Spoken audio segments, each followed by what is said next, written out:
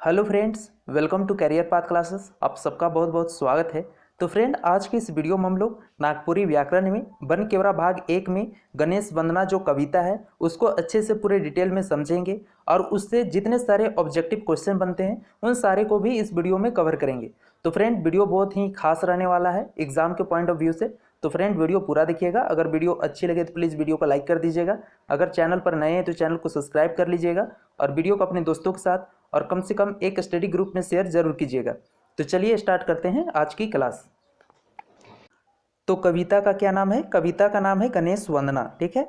और इसके कवि कौन है? कवि हैं हनुमान सिंह। क्लियर। इससे पहले मैंने एक वीडियो दी है जिसमें वन केवरा भाग 1 में जितने सारे कविता हैं उनके कवियों के नाम को मैंने ट्रिक से याद कराया है, ठीक है। तो मैंने गणेश वंदना के जो कवि हैं हनुमान सिंह, इनको भी याद रखने के लिए एक ट्रिक बताई थी। और ट्रिक क्या थी? तो यहाँ पर ध्यान देना है गणेश वंदना, तो गणेश वंदना में गणेश लेना है, ठीक है। और हनुमान, तो यहाँ पर एक कॉमन मिलता है कि गणेश और हनुमान दोनों यहाँ पर भगवान के नाम हैं, ठीक है। और दोनों भगवान का जो मुख है, चेहरा है, और सभी भगवान से क्या है, अलग अलग है। तो इस तरीके से हम याद रख सकते हैं कि गणेश वंदना के कवि कौन है? हनुमान सिंह जी हैं। क्लियर है। चलिए आगे हम लोग यहाँ पर देख लेते हैं कुछ इंपॉर्टेंट पॉइंट है। और पहला पॉइंट क्या है? तो गणेश वंदना कर संकलन वन केवरा भाग 1 में करल जाए, ठीक है। इसको याद रखना है, एग्जाम में पूछ सकता है कि गणेश वंदना कर संकलन कौन किताब में करल जाए है? तो वन केवरा भाग 1 में करल जाए। क्लियर है। दूसरा पॉइंट है, वन केवरा भाग 1 किताब कर संपादन करता शकुंतला मिश्र और डॉक्टर उमेश नंद तिवारी हके, ठीक है। वन केवरा भाग 1 किताब कर संपादन करता के हके? तो शकुंतला मिश्र और डॉक्टर उमेश नंद तिवारी जी हैं, ठीक है। नेक्स्ट हम बात करते हैं, नेक्स्ट पॉइंट, वन केवरा भाग 1 किताब कर निर्देशन करता डॉक्टर कुमारी बसंती और डॉक्टर गिरिधारी राम गंजू गिरिराज हके, ठीक है। यहाँ पर संपादन करता और निर्देशन करता, तो यहाँ पर निर्देशन करता कौन कौन है? तो डॉक्टर कुमारी बसंती और डॉक्टर गिरधारी राम गंजू जी हैं, ठीक है। और संपादन करता कौन है? तो शकुंतला मिश्र और डॉक्टर उमेश नंद तिवारी जी हैं, ठीक है। इसे याद रखना है, एग्जाम में पूछता है, ठीक है। चलिए आगे देखते हैं। चलिए आगे हम लोग नेक्स्ट कुछ शब्दार्थ देख लेते हैं, कुछ शब्दों के अर्थ देख लेते हैं, जिससे हमें गणेश वंदना जो कविता है उसको समझने में काफ़ी आसानी होगी, ठीक है। तो पहला है हमारा गजबदन, ठीक है। तो गजबदन का मतलब क्या होता है? हाथी के समान शरीर, ठीक है। गजबदन का अर्थ क्या होता है? तो हाथी के समान शरीर। दूसरा हम बात करें विनायक, तो विनायक का मतलब क्या होता है? भगवान गणेश होता है, ठीक है, याद रखना है। नेक्स्ट है सिद्धिदाता, तो सिद्धिदाता का मतलब क्या होता है? जो सिद्धि प्रदान करे या फिर कार्य सिद्ध करे या फिर कार्य सिद्ध कराने वाला गणेश का एक नाम है, ठीक है। सिद्धिदाता का मतलब क्या होता है? तो जो सिद्धि प्रदान करे या कार्य सिद्ध करे या फिर कार्य सिद्ध कराने वाला, यानी भगवान गणेश, यानी गणेश का ही एक नाम है, ठीक है। नेक्स्ट चौथा है कलेश, तो कलेश का मतलब क्या होता है? दुख और तकलीफ होता है, ठीक है। नेक्स्ट शब्द है लवलीन, नेक्स्ट क्या है? लवलीन, इसका मतलब क्या होता है? प्रेम या भक्ति में लीन। लवलीन का मतलब क्या होता है? प्रेम या भक्ति में लीन, ठीक है। नेक्स्ट छठा है शैलसुता, तो शैलसुता का मतलब क्या होता है? माता पार्वती होता है, ठीक है। तो इतने सारे शब्दों को आपको ध्यान में रखना है। चलिए अब हम लोग गणेश वंदना जो है उसको अच्छे से, कविता को अच्छे से डिटेल में समझते हैं और उससे जितने सारे प्रश्न बनते हैं उन सबको देखते हैं, ठीक है। तो चलिए अच्छे से हम लोग कविता को समझते हैं, ठीक है। और कविता क्या है? गणेश वंदना, ठीक है। चलिए यहाँ पर सबसे पहला पंक्ति देखते हैं, क्या लिखा हुआ है? जय गजबदन विनायक सिद्धिदाता गणेश। तो यहाँ पर जितने सारे मीनिंग थे मैंने उसको बता दिया है, ठीक है। तो यहाँ पर कविराज जो हनुमान सिंह जी हैं वो भगवान गणेश का वंदना करते हैं, आराधना करते हैं, जय गजबदन विनायक सिद्धिदाता गणेश, ठीक है। आगे हम बात करते हैं, फेरी बंधवो गुरु पाही तन मेटत कलेश, ठीक है। तो इस पंक्ति को हम लोग पहले यहाँ पर डिटेल में समझते हैं, ठीक है। क्या है? फेरी बंधवो गुरु पावी तन मेटत कलेश। तो कविराज यहाँ पर कहना चाहते हैं कि हे भगवान गणेश, आपका फेरा लगाते या चक्कर लगाते और वंदना करने से ही पूरे शरीर का दुख और तकलीफ और जो कष्ट है वो क्या होता है? मिट जाता है, ठीक है। इसका मतलब क्या हुआ? फेरी बंधवो गुरु पावी तन मेटत कलेश, ठीक है। तो यहाँ पर कविराज जो हनुमान सिंह हैं वो क्या कहना चाह रहे हैं कि हे भगवान गणेश, आपका फेरा या चक्कर लगाते और वंदना करते ही पूरे शरीर का दुख और तकलीफ और जो कष्ट हो क्या होता है? मिट जाता है, ठीक है। चलिए आगे हम देखते हैं, महिषूर चरण मनावत सब छूटत अंदेज, ठीक है। तो यह इस पंक्ति का मतलब समझते हैं, महिषूर चरण मनावत सब छूटत अंदेज। तो महिषूर मतलब यहाँ ये मत समझिएगा कि महिषासुर, ठीक है। तो महिषूर मतलब यहाँ महिषासुर नहीं होगा, महिषासुर एक राक्षस का नाम था तो वो यहाँ पे नहीं होगा। महिषूर मतलब यहाँ पे हो जाएगा सिंपली ब्राह्मण, देवता, ठीक है, दानव, द्विज, भूमिदेव, ये सब होंगे, ठीक है। तो आपको यहाँ पर ये चीज़ ध्यान रखना है। तो महिषूर चरण मनावत सब छूटत अंदेश, तो ब्राह्मण, देवता, द्विज, मानव, दानव, भूमिदेव आदि सभी आपके शरण में चरण में आते हैं और उन सभी को आपके चरण में आने मात्र से ही सभी का जो शंका और अंदेशा होता है वो क्या होता है, मिट जाता है, ठीक है। महिषूर चरण मनावत सब छूटत अंदेश, यानी ब्राह्मण, देवता, द्विज, भूमिदेव आदि सभी आपके शरण में आते हैं और उनके शरण मात्र में आने से ही उनकी जितने सारे शंकाएं होती है, अंदेशाएं होती है, सारे क्या होते हैं, मिट जाती है, ठीक है। जय गज बदन विनायक सिद्धिदाता गणेश, ठीक है। चलिए आगे हम लोग देखते हैं। नेक्स्ट पंक्ति है, बहुरी शारदा कह विनवत गुण गाय हमेश, सुमीरो शैलसूता कह बड़दानी महेश, जय जय गजबदन विनायक सिद्धिदाता गणेश, ठीक है। यहाँ पे नेक्स्ट पंक्ति क्या कहना चाह रहा है वो समझते हैं।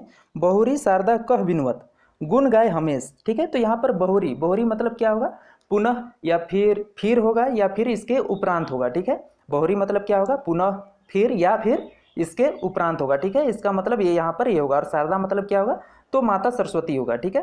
तो इस पंक्ति का मतलब क्या होगा वो समझते हैं। तो इसके उपरांत शारदा यानी सरस्वती का विनती करते हैं, हमेशा उनका गुणगान करते हैं, ठीक है। सुमीरो शैलसूता का बड़दानी महेश, जय गजबदन विनायक सिद्धिदाता गणेश।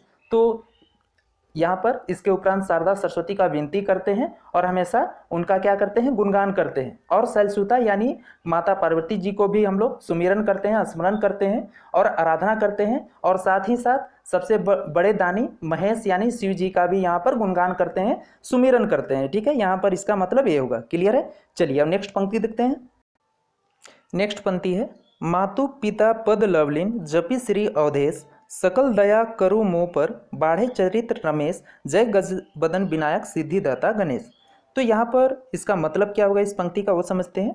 मातु पिता पद लवलीन यानी माता पिता के चरण में प्रेम या भक्ति में लीन रहने वाले, ठीक है। मातु पिता पद लवलीन का मतलब क्या होगा यहाँ पर, तो माता पिता के चरण में प्रेम में या भक्ति में क्या रहने वाले, लीन रहने वाले।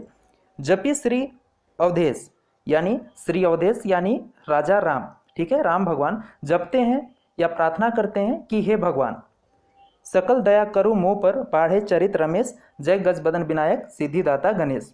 तो जो राजा राम है, भगवान राम है, वो जप करते हैं, प्रार्थना करते हैं कि हे भगवान हमरे पे क्या करे, दया बनाए रखे, आपकी दया दृष्टि हमेशा बनाए रखे, आप हमेशा क्या करें मुझ पर, तो दया दृष्टि बनाए रखे, जिससे क्या हो, तो हमेशा जो मेरा चरित्र या जो शौर्य है वो हमेशा बढ़ते रहे, ठीक है। तो मातु पिता पद लवलीन जपि श्री अवधेश, सकल दया करु मोह पर बाढ़े चरित रमेश, जय गजबदन विनायक सिद्धिदाता गणेश।